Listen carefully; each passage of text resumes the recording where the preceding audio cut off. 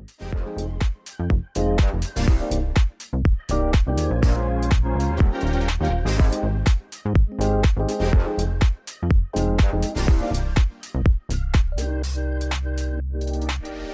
knew someone who was so psychotic that she'd talk to ants.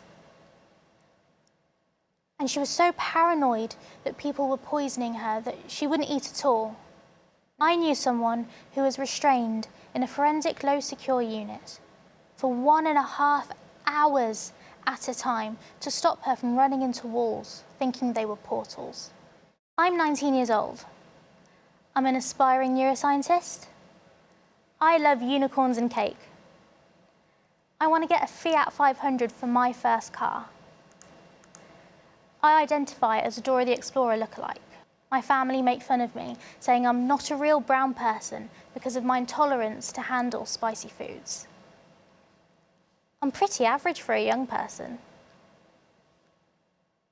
Now, do you remember that person I was talking about, who was psychotic, suicidal, and self-harming? Yeah, that was me. I'm that girl. I was sectioned for 4 years inside psychiatric units and have been known to mental health services since I was 11 years old. My diagnoses are emotionally unstable personality disorder, psychosis, and autism. But what is a personality disorder?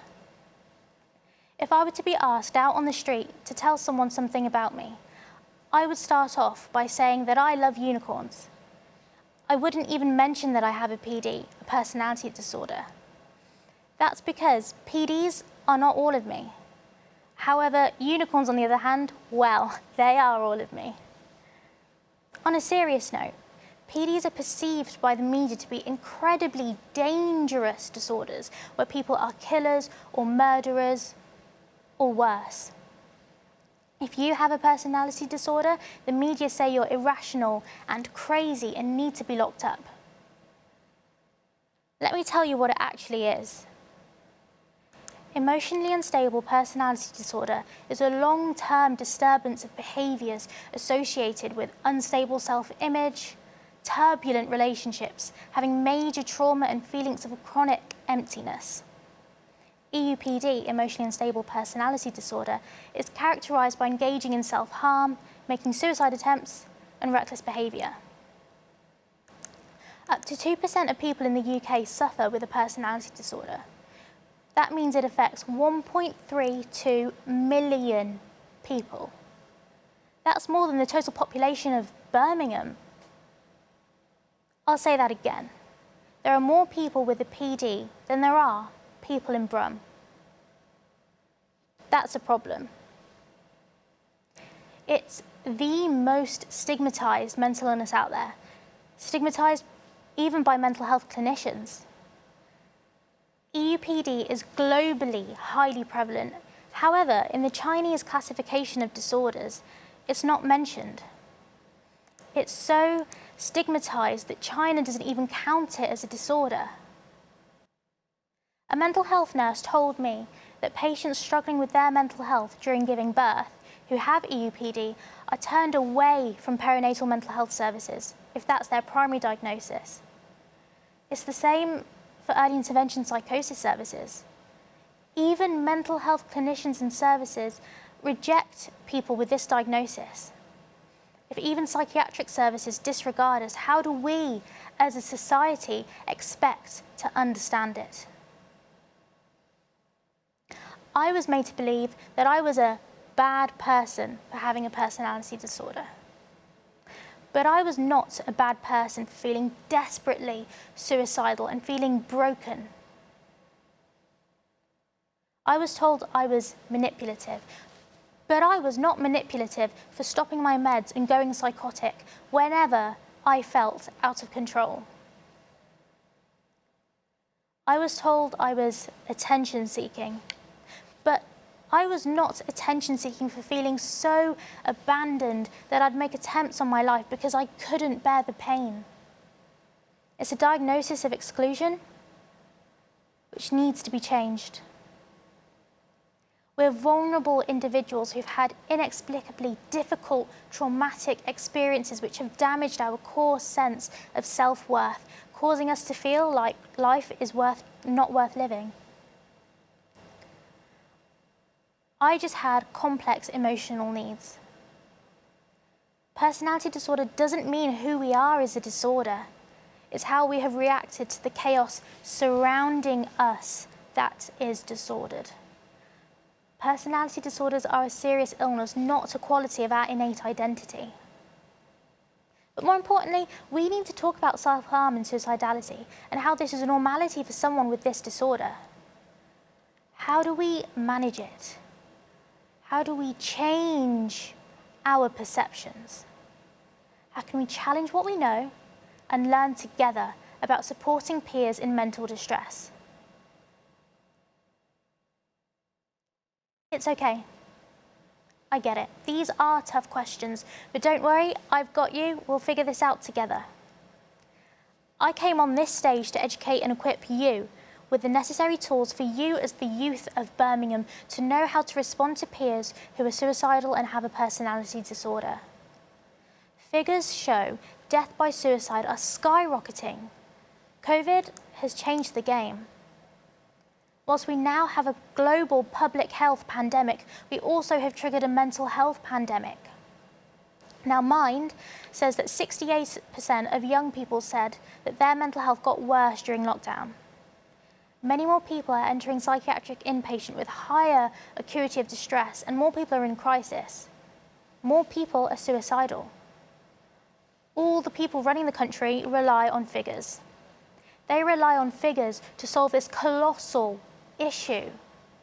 That's why Public Health have invested £25 million into reducing suicide rates by 10%. Little do they know that the King's Fund projected that by 2026, money to be spent on people with a PD will be estimated as £1.1 billion. 25 million? It's not enough. Thing is, I know we can do more than that. As the youth of Birmingham, we can do more than that. We can't sit back and leave the money to solve everything. We need to respond to the pain behind suicide and PDs. These are the most vulnerable demographic in our society, and these people need to be heard. This would be through championing the 3 E's and the 3 S's of suicide prevention. First E, empathy. Have empathy, because compassion is key in the healing process. A little compassion goes a long way. Second E, ask open-ended questions. Listen for the unheard story. Be curious about what's going on in that person's life. Being a listening ear could be the one thing that person is looking for to stay alive. Third E, emphasize you care. Be the voice that young person needs in that moment. We don't always need clinical interventions. Sometimes all we need is a society that fosters resilience and recovery. On to the S's now. First S, say something rather than nothing. If you don't know what to say, just say you care. Tell them they are seen and their pain is validated. Respond to the emotional distress beyond the action. Third S, safety. Ensure safety and call 999 if you think someone is in imminent danger, and remove risk items. This year's TEDx theme is Insert Future Here. I want to insert a future where we respond to personality disorders more safely, more effectively, and with more compassion. And in doing so, we can transform how we react to suicide. We need to be proactive in early prevention of suicide, not reactive to when suicide is completed. Now, before someone is suicidal, everybody says how they'll be there for them when they need to talk. During suicidality, people are told they're attention-seeking, taking up an extra bed in hospital, that they're not actually suicidal. After suicide, everybody works together to see how it shouldn't happen again. However, nothing happens. It's just a suicidality cycle within the system. We have to bear in mind that suicide prevention does not start when someone tells us they're suicidal. It starts when someone actually thinks of self-harm as an option before they actively hurt themselves. We need to be more empathetic and kinder as a society, being trauma-informed, because everybody is healing from things we can't see. That's why, as the youth of Birmingham, we should work to protect each other and normalise not being fine. It's key we impact change as a city. Birmingham was where I first became deeply suicidal. It's where I dug my grave. But Birmingham is also the place where I rebirthed and revived myself. I turned that grave into the most glorious of flower beds. I embedded my roots in Birmingham and nourished the best in me to allow me to blossom. Now, I'm giving you the seeds to make your own. Now I'm an award-winning mental health advocate and international speaker. I'm a published author and an executive of 2 different mental health organisations, both nationally and globally. After having conquered my mental illnesses and surviving the turbulence they bring, I pursued mental health activism to be the person to other people that my past self needed.